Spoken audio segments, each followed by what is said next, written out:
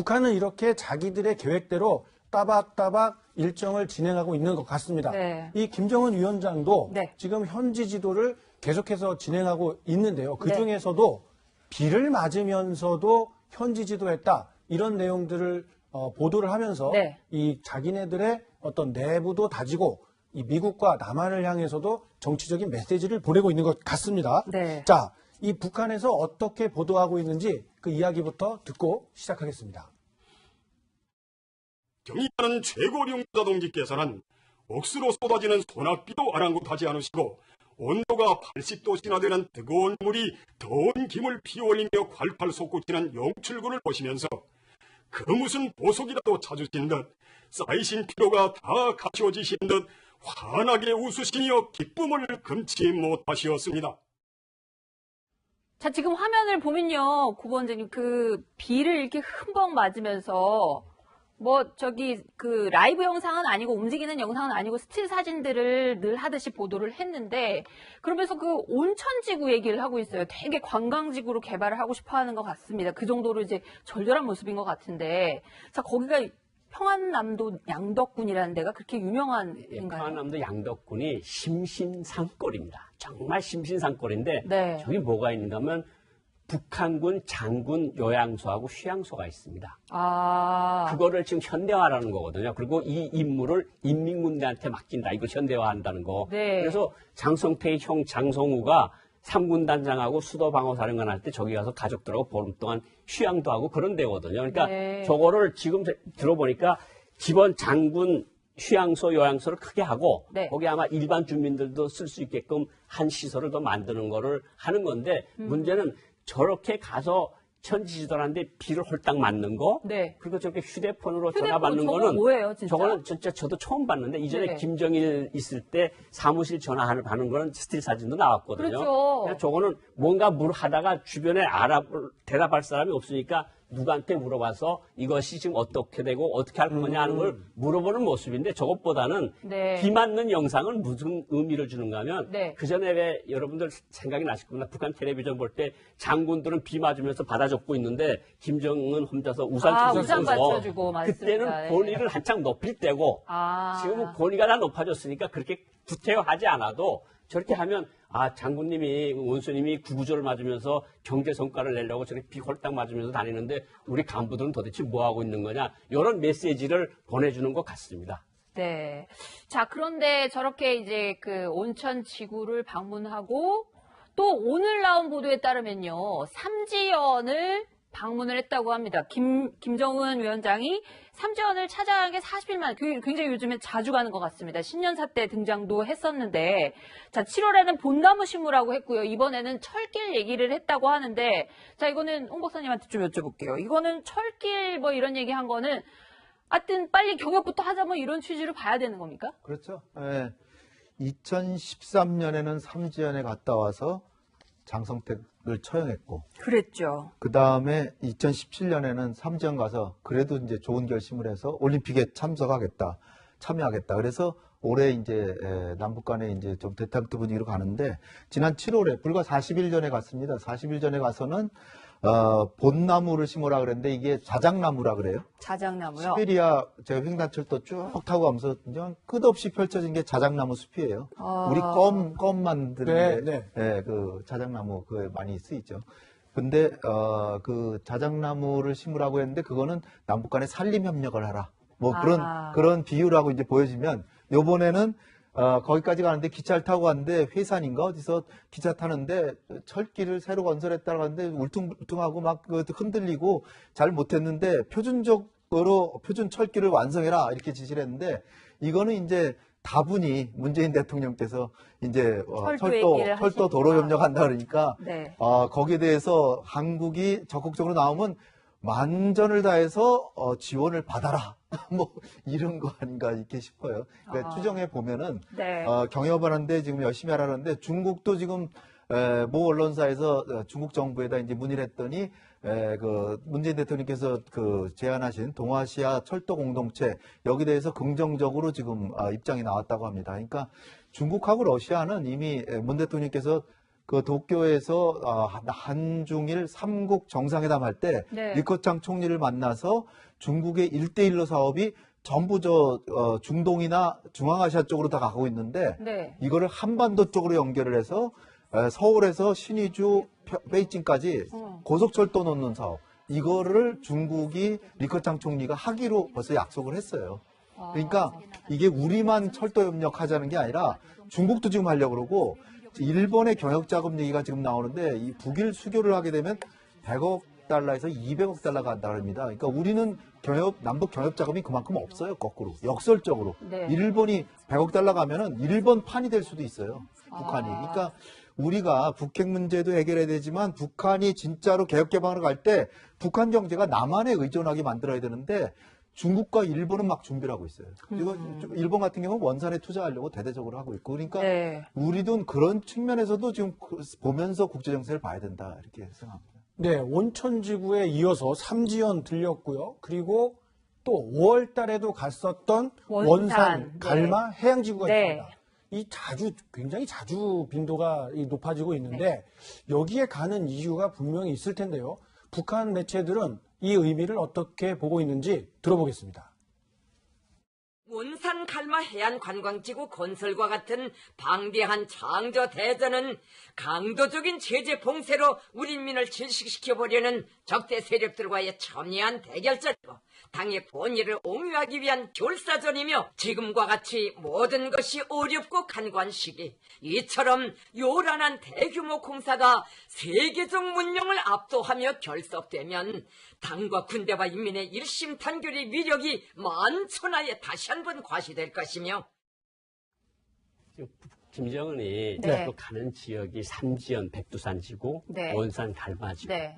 삼지연 백두산지구는 할아버지 김일성이 소위 항일발전을 했다는 그러니까 그렇죠. 혁명의 성질을 뿌리는 거고 네. 원산 갈마지구는 자기 고향입니다. 태어난 곳이죠. 태어난 곳이니까 두 군데 지금 뭐 우리말로 딱 꽂혔다 그러는데 거기 두 군데 이제 모든 힘을 다 바쳐서 그렇게 하는 건데 네. 백두산 지구는 왜 한국 관광객도 바라보고 있지만 주로 국내 교양 수단으로서의 삼지연 건설이고 그리고 원산 갈마지구는 네. 아마 중국 사람, 일본 사람, 한국 사람 이제 그 카지노를 많이 만들겠다는 구상을 가지고 있다는 거거든요. 김정은이가. 그러니까 저기가 이제 황금알을 낳는 거위로 만들겠다. 그런 것이 원산 갈마지구라고 할 수 있습니다. 근데 이동 의원님께 좀 여쭤봐야 되는데 대북 제재가 지금 막혀 있고 지금 달러를 하는 기업들은 북한하고 어떤 경제 거래도 하면 안 되는 상황이잖아요. 근데 저게 개발이 되려면 일단 달러가 들어가지 않고 무슨 뭐 어느 나라 돈 가지고 한다는 건가요? 그렇죠. 조금 전에 이제 우리 홍 박사님이 철도는 한국에 대한 메시지라고 그랬죠. 원산은 트럼프, 미국에 대한 그 메시지라고 할 수 있습니다. 6.12 싱가포르 정상회담이 끝난 다음에 트럼프 대통령이 기자회견에서 원산의 해변에 대해서 아주 장황하게 설명하지 않았습니까? 그러게요. 굉장히 아름답고 호텔이나 콘도 지으면 좋겠다. 이렇게 얘기했으니까 김정은으로서는 당연히 거기에 기대를 가질만 한 거죠. 네. 그래서 만약에 비핵화 협상이 잘 돼서 제재가 해제되면은 거기에 집중적인 투자를 받고 혹은 만약에 제재가 다 완화되거나 해제되지 않아도 네. 일부 국가들은 여기에 투자를 하라는 어떤 또 메시지일 수도 있을 것 같습니다. 일부 국가라 하면은 뭐 달러 안 쓰는 나라가 있나요? 전 세계에? 위안화 쓰는 나라 있지 않습니까? 위안화 쓰는 나라들이요? 네. 네, 조금 전에 이도훈 의원께서 말씀해 주신 것처럼 이 트럼프 미국 대통령도 원산에 대한 기대감을 직접 말한 적이 있지 않습니까? 그 목소리도 같이 들어보시죠. They have great beaches. You see that whenever they're exploding their cannons into the ocean, right? So I said, boy, look at that. Wouldn't that make a great condo behind? And I explained, I said, instead of doing that, you could have the best hotels in the world right there. 대통령이 원산이 어디 있는지 정확하게 알고 한 얘기인지 사실 약간 의문이 들기는 하는데 트럼프 대통령 이야기만 들어보면 정말 안 될 일이 없을 것 같다는 생각이 들기는 합니다. 자, 근데 김정은 위원장 민생을 굉장히 강조를 하고 다니는데 이번 주부터 외부 행사가 굉장히 많을 것 같습니다. 일단 8월 안에 문정인 특보가 얘기를 했죠. 8월 안에 폼페이오 장관이 뭔가 비핵화 협상 진전을 위해서 평양을 방문할 수 있다 이런 얘기를 했어요. 그래서 뭐 이번 주 22일부터 25일 사이가 될 것이다. 이런 관측들이 지금 홍 박사님 나오고 있고요. 지금 화면에 나가는 거를 한번 좀 설명을 해주세요. 구구절이라고 불리는 북한 정권 기념일에는 시주석이 또 평양을 갈 수도 있다. 이런 순서를 그렇죠. 갖게 된 지금 이제 대체적인 그림은 이번 주 빠르면 이번 주 아니면 다음 주까지 적어도 월말까지 폼페이오가 이제 방북해서 이제 네 번째 가는 거죠. 네. 근데 이번에는 이제 그 초점이 정말 종전선언, 제재 완화, 그리고 북한의 실질적인 비핵화 조치. 네. 특히 그 중에서도 미국이 관심을 갖는 게 신고를 하라. 네. 너네가 뭘 갖고 있는지 신고가 1번이다. 그렇죠. 그 다음에 동결하고 사찰단 복귀시키고 이제 하는 순으로 이제 가려고 그러는데 네.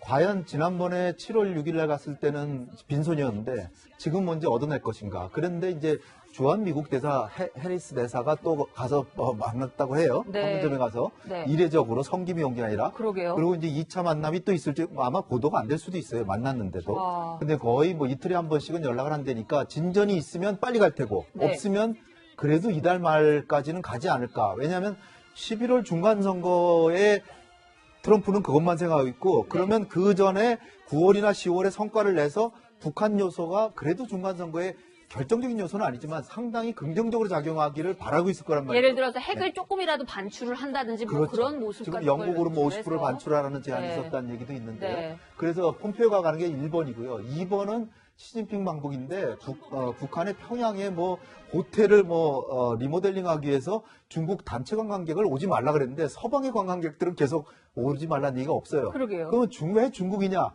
아, 고위층이 가는 게 아닌가. 근데 그게 하필이면 또 9월 5일까지 오지 말라 그랬단 말이에요. 근데 지금 나오는 싱가포르 보도에 따르면 구구절, 우리는 구구절이라고 부르는 9월 9일 정권 수립 70주년입니다. 그러니까 네. 9월 9일 그날 가면 제일 좋겠죠. 9월 7일이나 8일날 가서 그 열병식에 참석해가지고 정말 우리 혈명이다 보여주려고 할 것 같은데 네. 따라서 시진핑의 방북이 다음 주부터 9월 9일까지 열려 있고요.